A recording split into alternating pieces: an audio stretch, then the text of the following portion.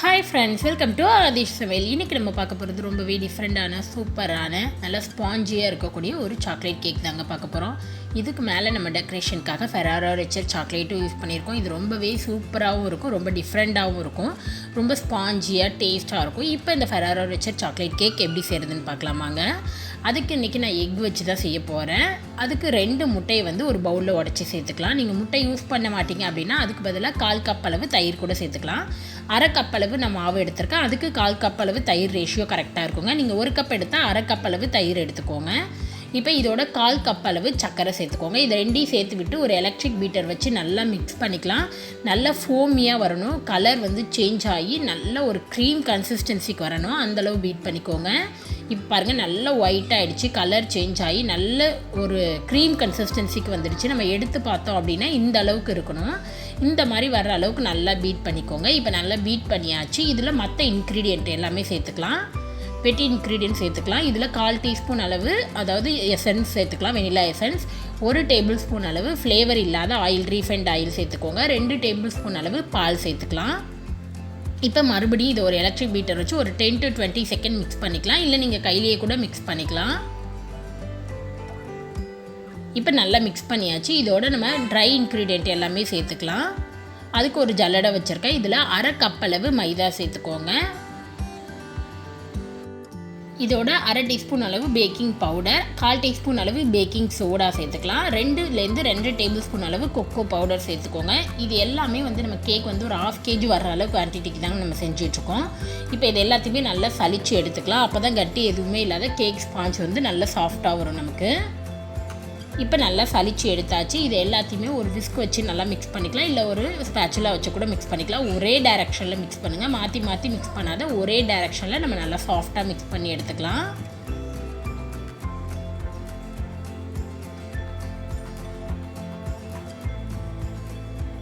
இப்போ நல்லா மிக்ஸ் பண்ணியாச்சு. இதோட ஒரு 2 டேபிள் ஸ்பூன் அளவு எக்ஸ்ட்ரா பால் சேர்த்துக்கிறேன். அப்போ தான் நம்ம கரெக்டான கன்சிஸ்டன்சி வரும். நீங்கள் மிக்ஸ் பண்ணி பாருங்கள், உங்களுக்கு கன்சிஸ்டன்சி கரெக்டாக இல்லைன்னா எக்ஸ்ட்ரா ஒரு டேபிள் ஸ்பூன் கூட நீங்கள் ஆட் பண்ணிக்கலாம். இப்போ இதை நல்லா மிக்ஸ் பண்ணி விட்டுட்டு கேக் பேட்டர் நமக்கு இந்த கன்சிஸ்டன்சியில் தான் இருக்கணும். அப்போ தான் கேக் நல்ல சாஃப்ட் அண்ட் ஸ்பாஞ்சியாக கிடைக்கும். இப்போ பேட்டர் ரெடி ஆகிடுச்சு. நம்ம டின் ரெடி பண்ணி எடுத்துடலாம். நான் இங்கே டின்னில் ஆயில் அப்ளை பண்ணி பட்டர் ஷீட் போட்டு அப்ளை பண்ணி எடுத்து வச்சுருக்கேன். இதில் நம்ம ரெடி பண்ணி வச்ச கேக் பேட்டரை சேர்த்துக்கோங்க. இது திக்னஸ் ரொம்ப ஹைட் வராது, அகலமாக வேணும் அப்படின்றனால நான் திக்னஸ் ஹைட்டு கம்மியாக வேணுன்றனால நான் ஒரு பெரிய டின்னில் சேர்த்துருக்கேன். இப்போ இதை நல்லா டேப் பண்ணி விட்டுட்டு அவனில் 180 டிகிரி 10 மினிட்ஸ் ப்ரீ ஹீட் பண்ணிவிட்டு அதே 180 டிகிரியில் 25 to 30 மினிட்ஸ் பேக் பண்ணிக்கலாம். சேம் ப்ரொசீஜரில் கடாயில் பேக் பண்ணுறதுக்கும். கேக் பேக் ஆகிட்டு இருக்க நேரத்தில் நம்ம சாக்லேட் ரெடி பண்ணிடலாம். அதுக்கு இங்கே டார்க் காம்பவுண்ட் சாக்லேட் எடுத்திருக்கேன். இதில் உங்களுக்கு எவ்வளோ தேவையோ நீங்கள் அந்தளவு எடுத்துக்கலாம். நான் ஒரு பார் மட்டும் எடுத்துக்க போகிறேன். இப்போ இதை நல்லா பொடியாக கட் பண்ணிக்கலாம். அந்த மாதிரி கட் பண்ணிடும்போது சீக்கிரமாக நமக்கு சாக்லேட் டபுள் பாயிலிங் பண்ணும்போது மெல்ட் ஆகிடும். இப்போ கட் பண்ண சாக்லேட்டை ஒரு பெரிய பவுலில் சேர்த்துக்கிறேன். இதோட 2-3 டேபிள் ஸ்பூன் அளவு whipping cream or fresh cream சேர்த்துக்கலாம். இது ரெண்டுமே இல்லை அப்படின்னா பால் கூட நீங்கள் 2-3 டேபிள் ஸ்பூன் சேர்த்துக்கலாம். இப்போ ஒரு பாத்திரத்தில் தண்ணி கொதிக்க வச்சுருக்கேன். இதுக்கு மேலே நம்மளோட பவுலை வச்சு அடுப்பை ஸ்லோவில் வச்சுட்டு நல்லா மிக்ஸ் பண்ணுங்கள். சாக்லேட் நல்லா மெல்ட் ஆகி வரணும். கட்டி எதுவுமே இல்லாத நல்லா மெல்ட் பண்ணி எடுத்துக்கலாம்.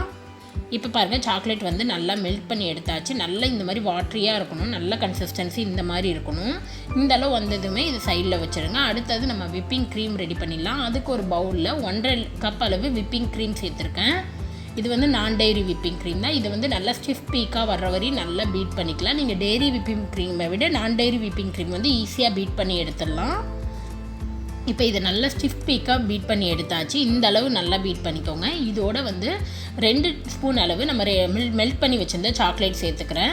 இதனால நான் சுகர் எக்ஸ்ட்ரா சேர்க்கல. ரொம்ப சேர்த்தோம் அப்படின்னா நமக்கு ரொம்ப திகட்ட ஆரம்பிச்சிடும். எல்லாத்துலேயும் சுகர் இருக்கும்போது ஆல்ரெடி க்ரீமே லைட்டாக சுகர் இருக்கும்.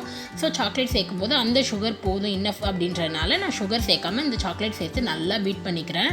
உங்களுக்கு எக்ஸ்ட்ரா ஸ்வீட் தேவைப்பட்டதுன்னா மட்டும் நீங்கள் சுகர் சேர்த்துக்கலாம். இப்போ நல்லா பீட் பண்ணியாச்சு. இது ஒரு ஸ்பூன் வச்சு நல்லா மிக்ஸ் பண்ணி விட்டுருங்க. அவ்வளோதான், நம்மளோட விப்பிங் க்ரீமும் சூப்பராக ரெடி ஆகிடுச்சு. இது ஃப்ரிட்ஜில் வச்சிடலாம். நம்ம கேக் ஆறுனதுக்கு அப்புறம் நம்ம அப்ளை பண்ணுற வரையும் இது ஃப்ரிட்ஜில் இருக்கட்டும். இப்போ நம்ம மற்ற தேவையான இன்க்ரீடியன்ட் எல்லாமே ரெடி பண்ணி எடுத்துட்டோம். இன்னும் நம்ம டெக்கரேஷன் பண்ணுறது தான். கேக்கும் நல்லா ஆறிடுச்சு. சைடு எல்லாத்தையுமே எடுத்து விட்டுருங்க. எடுத்து விட்டுட்டு டின்னை தலைகீழாக சாய்ச்சாலே போதும். ஈஸியாக ஒரு டேப் பண்ணாலே கொட்டிடும் கேக்கு.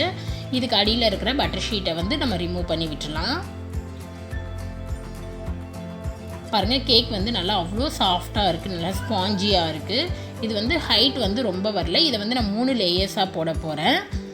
எனக்கு வந்து அகலம் தான் வேணுன்றனால நான் அகலமாக இருக்கணும்னு ஹைட்டை கம்மி பண்ணிட்டேன். இதை வந்து இப்போ நம்ம மேல் லேயரை மொத்தமாக கட் பண்ணிவிட்டு கீழ் லேயரை மெலிசாக கட் பண்ணிக்கலாம். பாருங்கள், கீழ் லேயர் வந்து இந்த அளவுக்கு மெலிசாக கட் பண்ணியிருக்கேன். உங்களுக்கு இந்த அளவுக்கு மெலிசாக கட் பண்ண வரல அப்படின்னா நீங்கள் இது 2 லேயராக கூட கட் பண்ணிக்கலாம். இது வந்து நம்மளோட விருப்பம் தான்.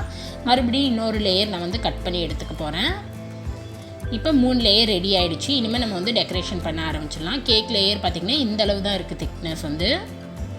இப்போ ஒரு டெக்கரேட்டிங் போர்டு வச்சுருக்கேன். கேக் அட்டையில் க்ரீம் அப்ளை பண்ணிவிட்டு ஒரு லேயர் கேக் வச்சுட்டு சுகர் சிரப் அப்ளை பண்ணிவிட்டு விப்பிங் க்ரீமும் அப்ளை பண்ணிவிட்டு அதுக்கு மேலே நம்ம மெல்ட் பண்ணி வச்சுருந்த சாக்லேட் 1 ஸ்பூன் சேர்த்து அதையும் வந்து நல்லா அப்ளை பண்ணிக்கலாம். இந்த போல் இதே போல் தான் எல்லா லேயரும் பண்ணணும். அடுத்து செகண்ட் லேயர் வச்சுக்கிறேன். அது வந்து டாப் லேயராக இருந்தது, செகண்ட் லேயராக வச்சுக்கிறேன். இதுக்கு மேலே வந்து நான் சுகர் சிரப்புக்கு பதிலாக பால் அப்ளை பண்ணிக்கிறேன். நீங்கள் என்ன மாதிரி சுகர் சிரப் வேணாலும் பண்ணிக்கலாம். ஸோ இதுக்கு மேலே க்ரீம் வச்சுட்டு இதுக்கு மேலே வந்து லைட்டாக க்ரீமை லைட்டாக ஈவன் பண்ணி விட்டுட்டு அதுக்கு மேலே சாக்லேட்டை ஊற்றிட்டு அதை உடனே ஈவன் பண்ணிக்கிறேன். ஸோ அப்படி பண்ணும்போது நமக்கு இன்னுமே ஈஸியாக இருக்கும். ஸோ உங்களுக்கு எது கம்ஃபர்டபுளாக இருக்கும் நீங்கள் அந்த மாதிரி பண்ணிக்கலாம். இப்போ இதையும் நல்லா ஈவனாக பண்ணி விட்டுட்டு அடுத்து தேர்ட் லேயர் கேக்கு நம்ம வச்சு எடுத்துக்கலாம்.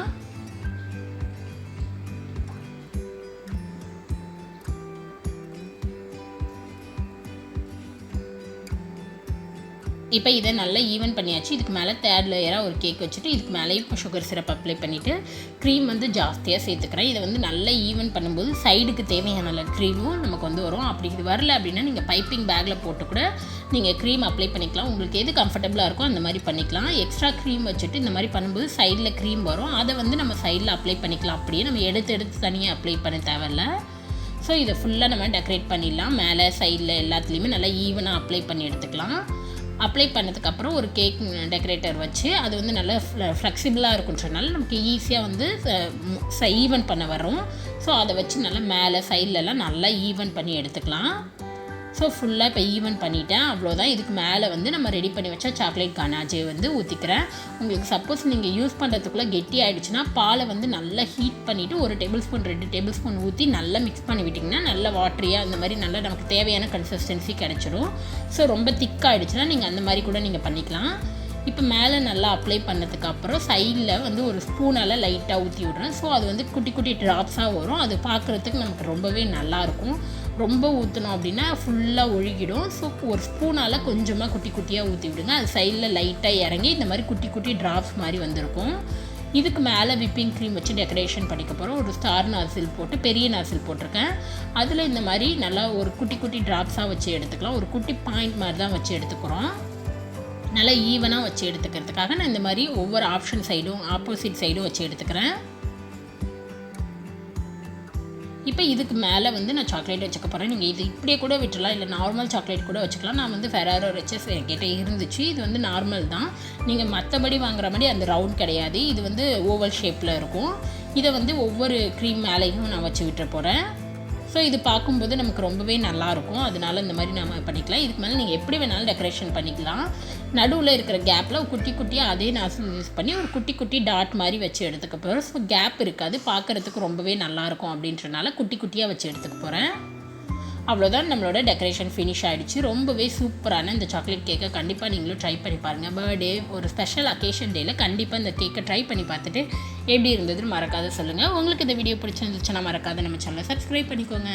நெக்ஸ்ட் ஒரு நல்ல ரெசிபியில் உங்களை பார்க்குறது வரைக்கும் பாய்.